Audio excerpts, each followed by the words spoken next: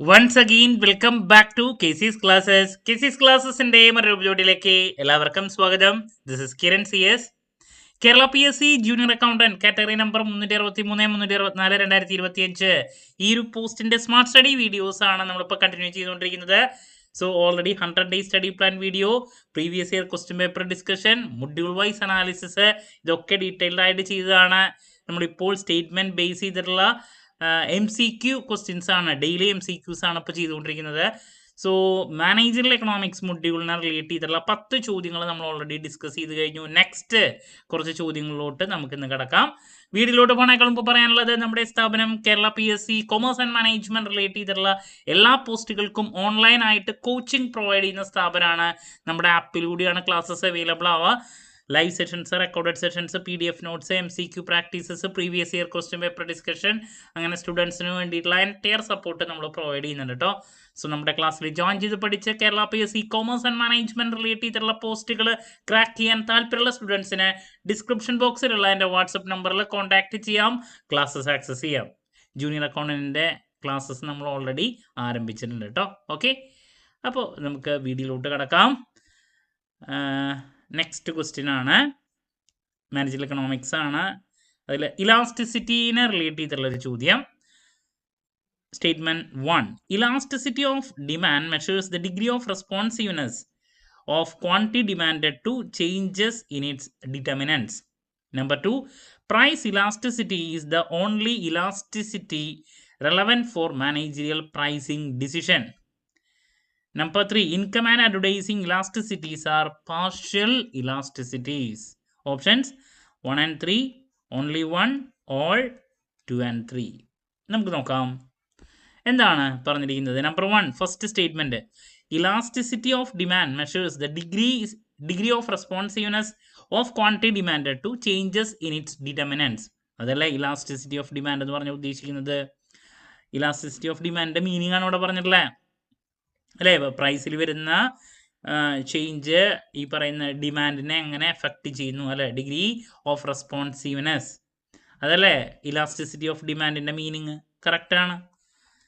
Number 2, price elasticity is the only elasticity relevant for managerial pricing decision. അത് തെറ്റാണ്. Price elasticity മാത്രമല്ല, അപ്പുറത്ത് നമുക്കറിയാം അഡ്വർടൈസിങ് ഇലാസ്റ്റിസിറ്റി ഉണ്ട് അല്ല, ഇൻകം ഇലാസ്റ്റിസിറ്റി ഉണ്ട്, മറ്റ് ഇലാസ്റ്റിസിറ്റീസ് അപ്പുറത്തുണ്ട്. അതും ഈ പറയുന്ന ഡിസിഷൻ മേക്കിങ്ങിനെ നമ്മൾ കൺസിഡർ ചെയ്യുന്നതാണ്. അപ്പോൾ രണ്ടാമത്തെ സ്റ്റേറ്റ്മെന്റ് തെറ്റാണ്. മൂന്നാമത്, income and advertising elasticities are partial elasticities. അത് കറക്റ്റാണ്. എന്താ സംഭവം പാർഷ്യൽ ഇലാസ്റ്റിസിറ്റി അതിനെ പറയാൻ കാരണം എന്താ?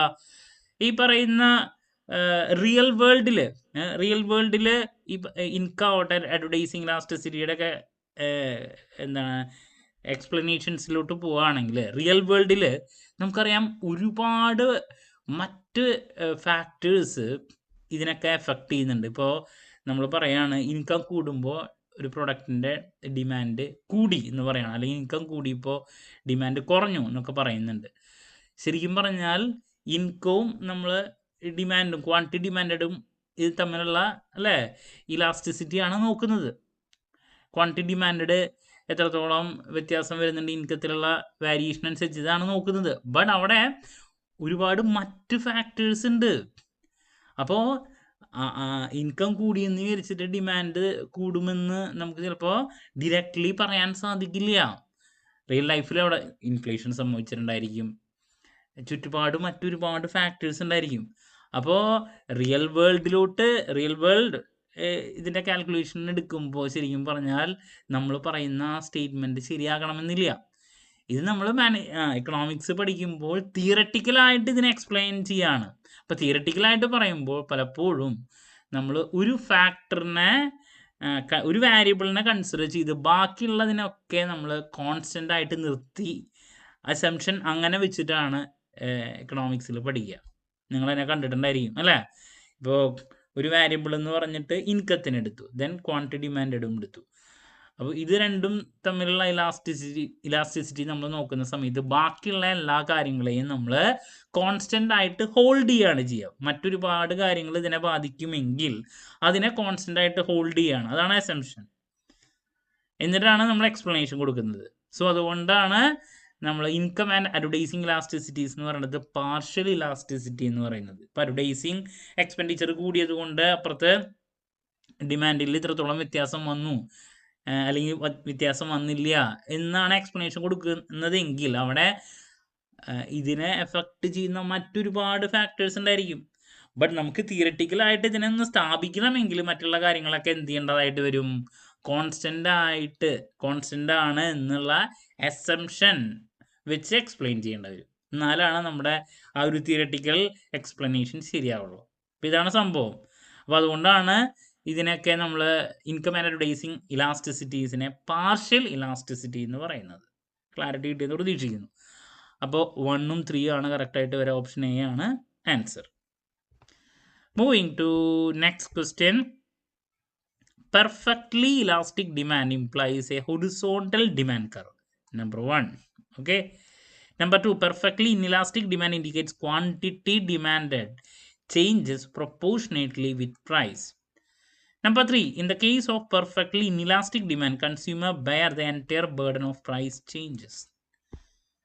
Options 1 and 3. Only 1 or 2 and 3. നമുക്ക് നോക്കാം. Perfectly elastic demand implies a horizontal demand curve.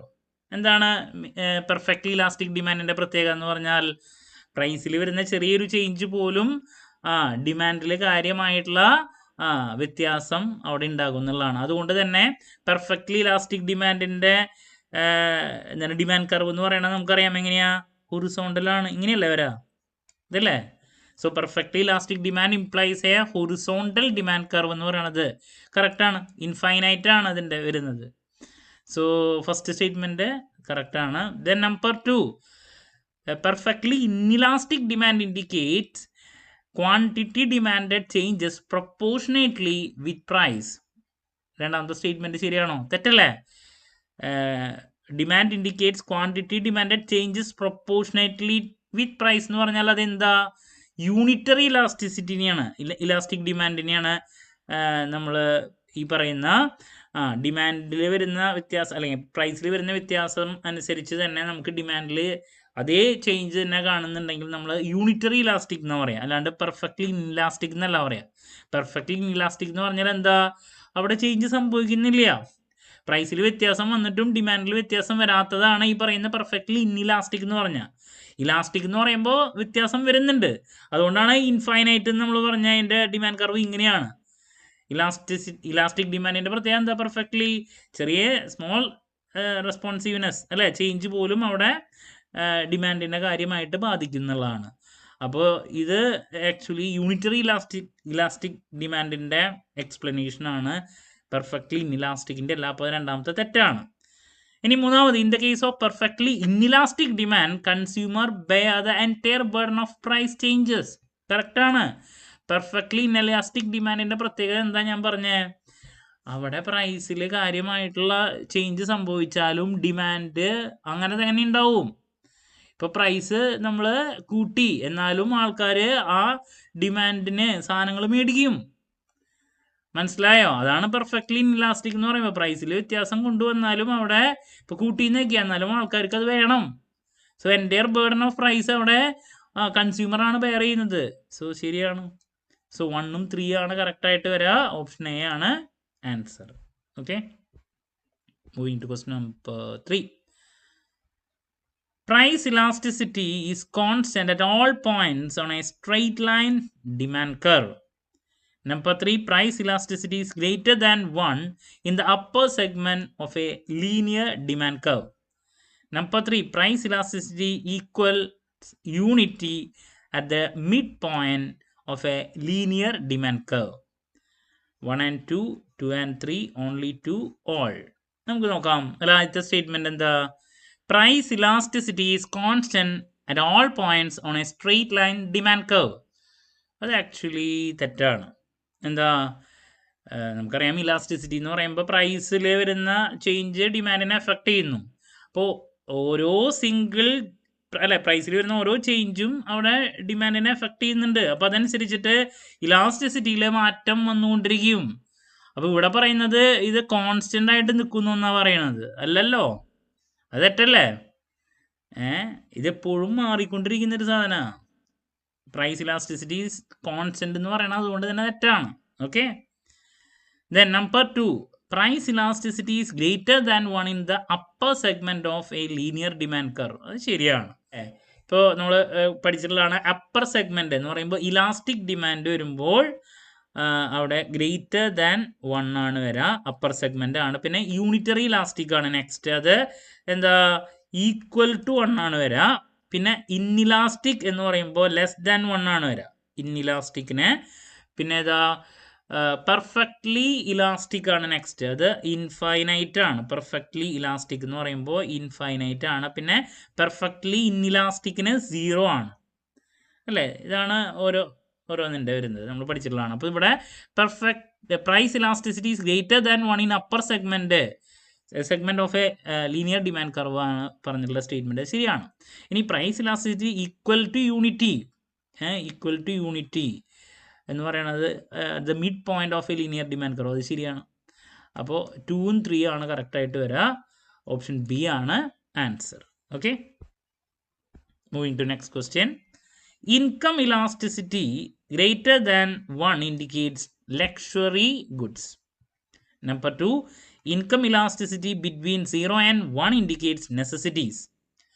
Then number 3, inferior goods always have income elasticity equal to 0. 1 and 2, only 1, 2 and 3, all. നമുക്ക് നോക്കാം. Income elasticity greater than 1 indicates luxury goods. Luxury ഗുഡ്സിൻ്റെ കേസിലാണ് income elasticity greater than 1 എന്ന് പറയുന്നത്. കറക്റ്റാണ്. എന്ന് പറഞ്ഞാൽ നമ്മുടെ ഇൻകം ഇപ്പോൾ 10% കൂടി, ബട്ട് അപ്പുറത്ത് ഈ പറയുന്ന ലക്ഷറിയസ് ആയിട്ട് നമ്മൾ യൂസ് ചെയ്യുന്ന ഐറ്റത്തിൻ്റെ അത് യൂസ് ചെയ്യുന്നത് 25% ആണ് അതിൻ്റെ ഡിമാൻഡിൽ വ്യത്യാസം വന്നിട്ടുള്ളതെങ്കിൽ അതാണ് income elasticity greater than 1. Luxurious ഗുഡ്സിനാണ് മെയിനായിട്ട് അങ്ങനെ വരുന്നത്, നമ്മൾ പഠിച്ചിട്ടുള്ളതാണ്. ഗ്രേറ്റർ ദാൻ 1 ഇൻഡിക്കേറ്റ്സ് ലക്ഷറി ഗുഡ്സിൻ്റെ കേസിലാണ്. നേരെ മറിച്ച് 0 and 1 ഇൻഡിക്കേറ്റ്സ് നെസസിറ്റീസ് ആണ്. നെസസിറ്റി ഐറ്റത്തിനാണ് 0 and 1 എന്ന് വെച്ചിട്ടുണ്ടെങ്കിൽ നമ്മുടെ ഇൻകം ഡബിൾ ആയി കഴിഞ്ഞാൽ മാത്രമായിരിക്കും നമ്മുടെ നെസസിറ്റീസ്, നമുക്ക് ഏറ്റവും വേണ്ട കാര്യങ്ങളിൽ നമ്മൾ ചിലപ്പോൾ കുറച്ചധികം ഡിമാൻഡിൽ വ്യത്യാസം വരും. ഇൻകം ഡബിളൊക്കെ ആകുമ്പോൾ നെസസിറ്റീസിൻ്റെ കേസിലാണ് അങ്ങനെ വരുന്നത്. അതും കറക്റ്റാണ് രണ്ടാമത്തെ 0 and 1. Then inferior goods always have income elasticity equal to 0. അത് തെറ്റാണ്. ഇൻഫീരിയർ ഗുഡ്സിൻ്റെ കേസിൽ ഈക്വൽ ടു 0 അത് നെഗറ്റീവ് വരാനുള്ള സാധ്യതയുണ്ട് അവിടെ അല്ലേ. ഇപ്പം നമുക്ക് ഇൻകം കൂടുതൽ വരുമ്പോൾ നമ്മൾ അതുവരെ യൂസ് ചെയ്തിരുന്ന ഐറ്റംസിന് പകരം നമുക്ക് കുറച്ചും കൂടി നല്ലത് മേടിക്കാൻ നമുക്ക് അഫോർഡബിൾ ആണ്. സൂപ്പർ സാധനങ്ങളിലോട്ട് അവിടെ നമുക്ക് മാറാൻ പറ്റും. അപ്പോൾ നമുക്ക് ഈ പറയുന്ന സാധാരണ ഐറ്റംസ് മേടിക്കേണ്ട. അപ്പോൾ അവിടെ ആക്ച്വലി ഉണ്ടാവുന്നത് ഇൻകം ഇലാസ്റ്റിസിറ്റി നെഗറ്റീവിലോട്ട് എത്താണ്. ഇൻകം കൂടുമ്പോൾ അവിടെ ഡിമാൻഡ് അവിടെ കുറയാണ് ചെയ്യുന്നത്. അപ്പോൾ നെഗറ്റീവ് ഇൻകം ഇലാസ്റ്റിസിറ്റി നെഗറ്റീവ് ആണ് വരാൻ സാധ്യത, ഇൻഫീരിയർ ഗുഡ്സിൻ്റെ കേസിൽ വരാനുള്ള സാധ്യത. അപ്പോൾ അതുകൊണ്ട് തന്നെ ഇൻഫീരിയർ ഗുഡ്സിന് ഈക്വൽ ടു 0 എന്ന് പറയുന്നത് ആക്ച്വലി തെറ്റാണ്. ഓക്കെ, അപ്പോൾ 1ഉം 2 ആണ് കറക്റ്റായിട്ട് വരാം. ഓപ്ഷൻ എ ആണ് ആൻസർ. ഒരെണ്ണം കൂടി ഇന്ന് ഡിസ്കസ് ചെയ്യാം. Next question. Negative income elasticity implies inferior goods. അത് നേരത്തെ ഇപ്പോൾ പറഞ്ഞാണ്. 0 income elasticity implies income neutral goods. Then income elasticity remains constant across income levels. 1 and 2, only 1, all 2 and 3. അപ്പോൾ ആദ്യത്തെ പറഞ്ഞു ഞാൻ negative income elasticity implies inferior ഗുഡ്സിൻ്റെ കേസിൽ നെഗറ്റീവ് വരാൻ സാധ്യതയുണ്ട്. നമുക്ക് ഇൻകം കൂടുമ്പോൾ നമ്മൾ ആദ്യം യൂസ് ചെയ്ത അങ്ങനത്തെ ഐറ്റംസ്, ഇൻഫീരിയർ ആയിട്ടുള്ള ഐറ്റംസ് നമ്മൾ മേടിക്കുന്നതിന് പകരം നല്ലത് മേടിക്കും. അപ്പോൾ അവിടെ നെഗറ്റീവ് വരും എന്നുള്ളതാണ്. കറക്റ്റാണ്. 0 income elasticity implies income neutral goods. Correct അല്ലേ? എന്ന് പറഞ്ഞിട്ടുണ്ടെങ്കിൽ എത്ര മില്യണയർ ആയാലും സാധാരണക്കാരനായാലും വേണ്ട ഐറ്റംസ് ഉണ്ടായിരിക്കും. അപ്പോൾ എത്ര കാശുണ്ടായാലും കാശ് കുറവാണെങ്കിലും അവരത് മേടിക്കും. അതുകൊണ്ടാണ് അതിനെ 0 ഇൻകം ഇലാസ്റ്റിസിറ്റി എന്ന് പറയുന്നത്. ഇൻകത്തിലെ എത്ര വില കാശുള്ള ആൾക്കാരാണെങ്കിലും കുറവുള്ള ആൾക്കാരാണെങ്കിലും മേടിക്കും എന്നുള്ളതാണ്. അതുകൊണ്ടാണ് 0. ഇനി income elasticity remains constant across income levels. അത് തെറ്റല്ലേ? നമ്മൾ തന്നെ ഇപ്പോൾ ഇതിൽ പഠിച്ചിട്ടുള്ളതാണ്. ഇൻകത്തിൽ വരുന്ന വ്യത്യാസം അനുസരിച്ചിട്ട് അവിടെ ഡിമാൻഡിൽ ചേഞ്ച് വരും. ഇപ്പോൾ നമ്മുടെ ഇൻകം കൂടുന്നു, നമ്മൾ ചിലപ്പോൾ പലപ്പോഴും പല ഐറ്റംസും പിന്നെ മേടിക്കില്ല. അപ്പോൾ കോൺസ്റ്റൻ്റ് ആണ് അക്രോസ് ഓൾ ഇൻകം ലെവൽസ് എന്ന് പറയുന്നത് തെറ്റാണ്, ചേഞ്ച് വരും എന്നുള്ളതാണ്. അപ്പോൾ 1ഉം 2 ആണ് കറക്റ്റായിട്ട് വരിക. ഓപ്ഷൻ എ ആണ് ആൻസർ. ഓക്കെ, അപ്പോൾ നമ്മൾ മാനേജറിയൽ എക്കണോമിക്സിലെ നെക്സ്റ്റ് ഒരു 5 ചോദ്യങ്ങളാണ് ഇന്ന് ഡിസ്കസ് ചെയ്തത്. അപ്പോൾ ഒരു 5 ചോദ്യം കൂടി നമുക്ക് ഡിസ്കസ് ചെയ്യാനുണ്ട്. അത് നമുക്ക് നെക്സ്റ്റ് ക്ലാസ്സിൽ കാണാം. അതിനുശേഷം പുതിയൊരു മൊഡ്യൂളിൻ്റെ MCQ ഡിസ്കഷനിലോട്ട് കിടക്കാം. സോ എന്ത് ഡൗട്ട് ഉണ്ടെങ്കിലും കമൻറ്റ് ചെയ്യാനുള്ള മറുപടി ഞാൻ വീഡിയോസിലൂടെ നൽകുന്നതായിരിക്കും. മറ്റൊരു വീഡിയോയുമായി വീണ്ടും കാണാം എന്നുള്ള പ്രതീക്ഷയോടെ നിർത്തുന്നു. This is Kiran CS signing off. Have a nice day. Thank U.